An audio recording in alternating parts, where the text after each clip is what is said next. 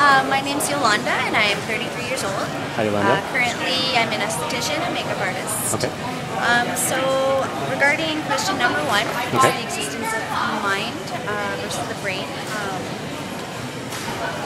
To me, I guess I would consider myself somebody that believes that the mind is separate from the brain. So, for me, you know, the brain, there's all these, you know, like electrical impulses and all that kind of stuff. Right. To me, I like to think mind also has a bit of a spiritual kind of bent to it. Okay. So, sort of like, you know, who's controlling the man and the machine kind of Right. idea. So, I don't know.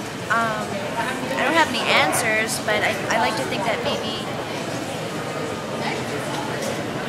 I have like a higher consciousness that's kind of, you know, sending part of its attention to, you know, helping me kind of get through here into the brain. Okay.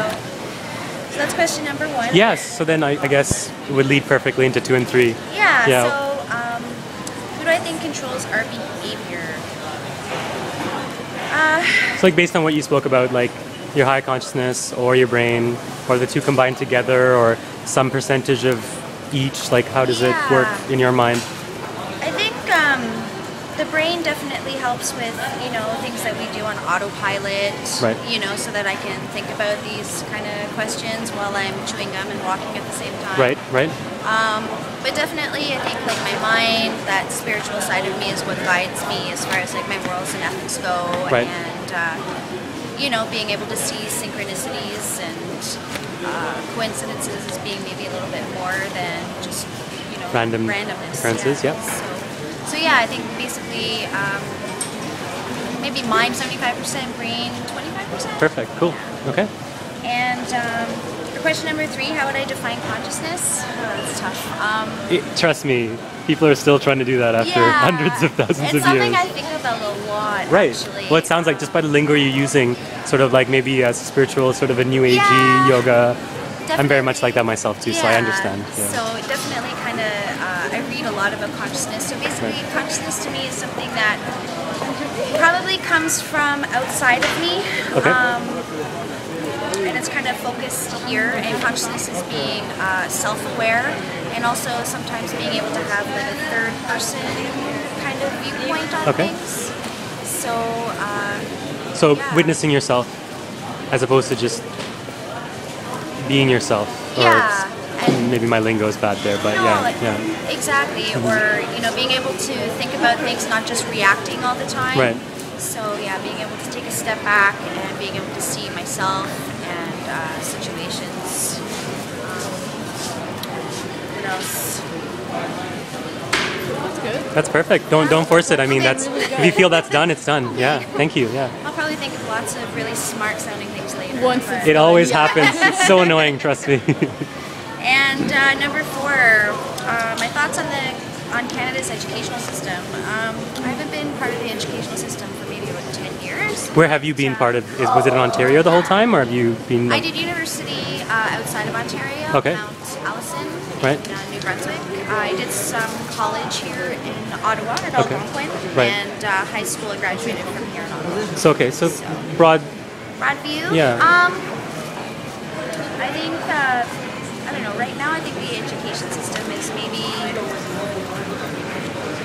I feel like there's a lot of outside interests that are kind of keeping universities from being the think tanks and sort of a place where people can kind of trade ideas and stuff. So outside, as in like investors, political pressures, stuff like that. So things that are not interested in the enlightenment of people, but maybe just making money. Is that it, or how our professor thinks as well? The idea of corporate interests. Right.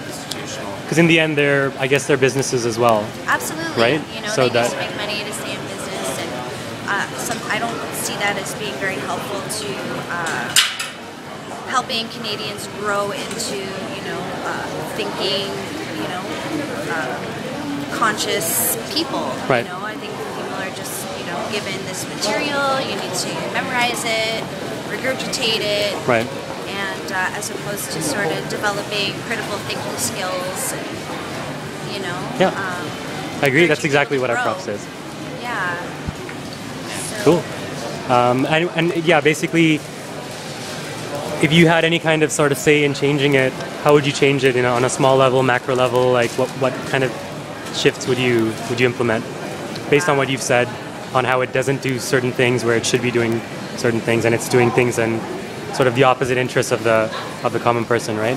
Which is pretty much what it's supposed to serve. Absolutely. Yeah. I think maybe changing the way that certain material is brought forth, like being able to help people with all kinds of different learning styles. You know, I don't think it caters to people that necessarily are tactile learners or, you know, so... What kind of people do you think it caters to specifically? Very linear, right brain, that type of person. So for people that are maybe more creative and that sort of thing, I don't feel like there's a lot of stuff aside from maybe, you know, going into the humanities or something like that. Right. See, it's very, I don't think it stimulates that type. Still a little bit linear even in humanities. Absolutely. And I'd like to see more stimulation of both sides of the brain for everybody. You know? Right. So creativity and linear thinking, intellectuality kind of type thing. Okay. Perfect. Thank you. Is there anything that you would like to add as well, man? I think that maybe university interest tends to be almost a breeding ground for corporations. Right. I'd like to see those things decoupled a little bit. Okay. Any specific suggestions, like in changes within the system that you could make to sort of ensure that or nurture that? What Yolanda said touches on what I think as well about the search for academic sharing and the search for truth. Right. As being the main goal. As being the main goal. Right. Rather than looking to perhaps give pieces of paper so that people can be qualified to be hired by corporations and corporations of trust. Definitely. That's one of the main things we brought up in class too. It's all about politics. It's all about getting up on the ladder, but it's like you don't even really learn or grow much, right? Yeah. When it would be nice, it would be about how we would cooperate, right, and share. So a more humanistic approach, sort of. Yeah. A more collaborative approach. Right. Okay. Financial. Right. That's my criticism. Perfect.